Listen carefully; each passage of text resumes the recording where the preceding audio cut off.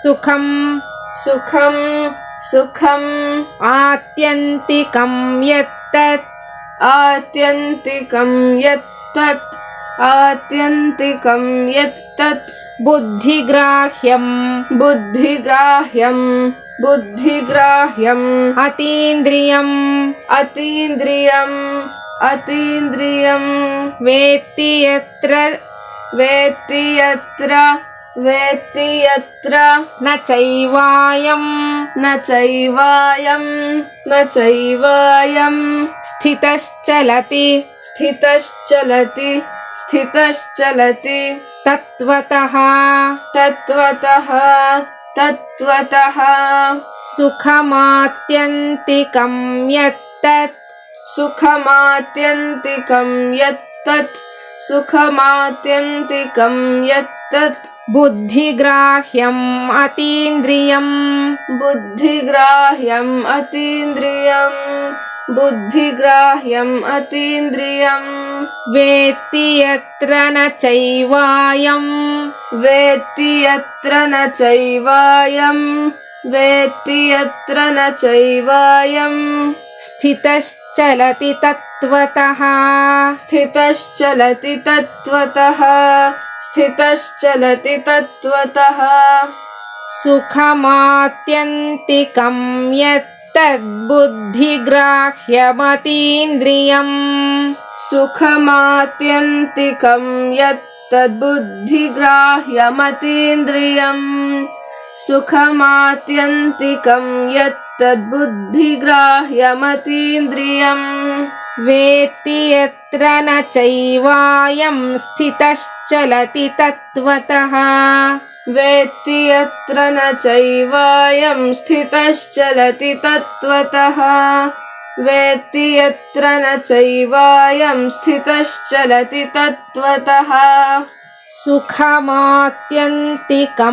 ಯತ್ತದ್ ಬುದ್ಧಿಗ್ರಾಹ್ಯಮತೀಂದ್ರಿಯಂ ವೇತ್ತಿ ಯತ್ರ ನ ಚೈವಾಯಂ ಸ್ಥಿತಶ್ಚಲತಿ ತತ್ವತಃ ಸುಖಮಾತ್ಯಂತಿಕಂ ಯತ್ತದ್ಬುದ್ಧಿಗ್ರಾಹ್ಯಮತೀಂದ್ರಿಯಂ ವೇತ್ತಿ ಯತ್ರ ನ ಚೈವಾಯಂ ಸ್ಥಿತಶ್ಚಲತಿ ತತ್ವತಃ ಸುಖಮಾತ್ಯಂತಿಕಂ ಯತ್ತದ್ಬುದ್ಧಿಗ್ರಾಹ್ಯಮತೀಂದ್ರಿಯಂ ವೇತ್ತಿ ಯತ್ರ ನ ಚೈವಾಯಂ ಸ್ಥಿತಶ್ಚಲತಿ ತತ್ವತಃ.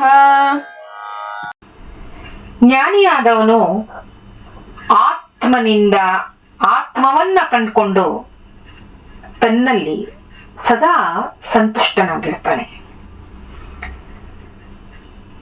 ಸುಖಮಾತ್ಯಂತಿಕಂ ಯತ್ತದ್ ಬುದ್ಧಿಗ್ರಾಹ್ಯಮತೀಂದ್ರಿಯಂ ವೇತ್ತಿ ಯತ್ರ ನ ಚೈವಾಯಂ ಸ್ಥಿತಶ್ಚಲತಿ ತತ್ವತಃ.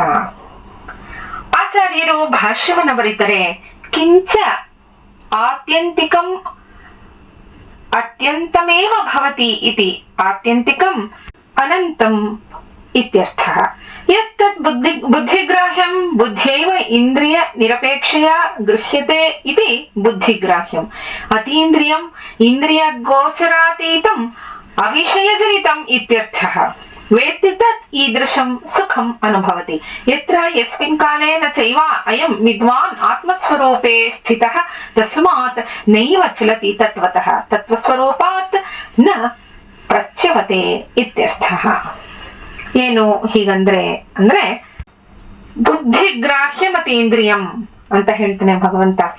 ಏನು ಬುದ್ಧಿಗ್ರಾಹ್ಯ ಅಂತಂದ್ರೆ ಏನು ಅಂದ್ರೆ ಇಂದ್ರಿಯಗಳ ಅಪೇಕ್ಷೆ ಇಲ್ಲದೆ ಬರೀ ಬುದ್ಧಿಯಿಂದಲೇ ತಿಳಿಯೋದು ಅಂತ.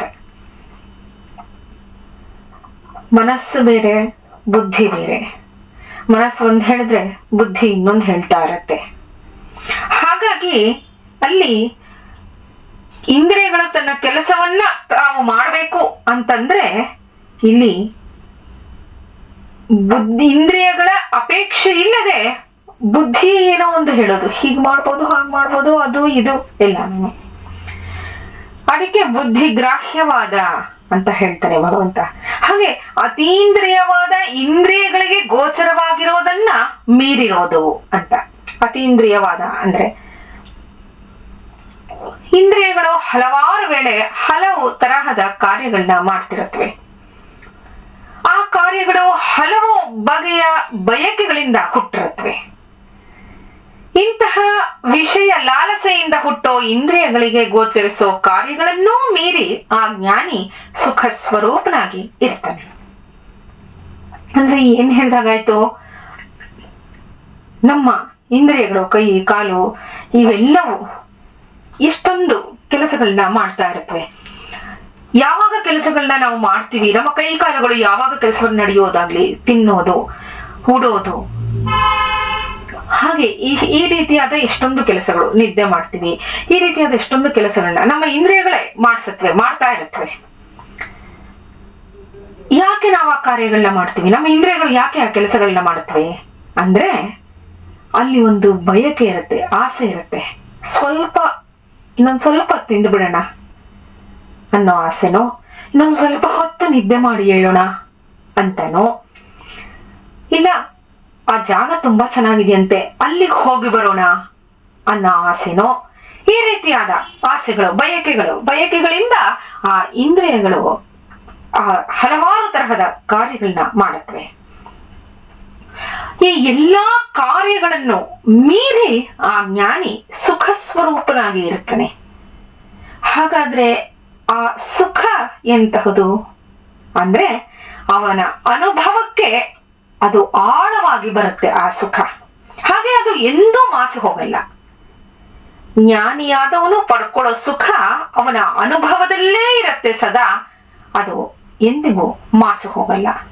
ಅದು ಯಾವುದು ಅಂದ್ರೆ ಅದೇ ಆತ್ಮಜ್ಞಾನ. ಆ ಜ್ಞಾನಿ ಆತ್ಮ ಸ್ವರೂಪದಲ್ಲಿ ನಿಂತು ಆ ತತ್ವ ಸ್ವರೂಪದಿಂದ ಎಂದಿಗೂ ಚಲಿಸೋದಿಲ್ಲ.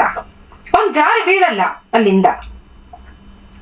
ಎಷ್ಟೊಂದು ಆ ಧ್ಯಾನ ಯೋಗದಿಂದಲೇ ಅವನು ಅದನ್ನು ಪಡ್ಕೋತಾನೆ. ಎಷ್ಟೊಂದು ರೀತಿಯ ಬಯಕೆಗಳು, ಎಷ್ಟೊಂದು ರೀತಿಯ ಈ ಉಪಟಳಗಳು ನಡೀತಾ ಇರತ್ತೆ.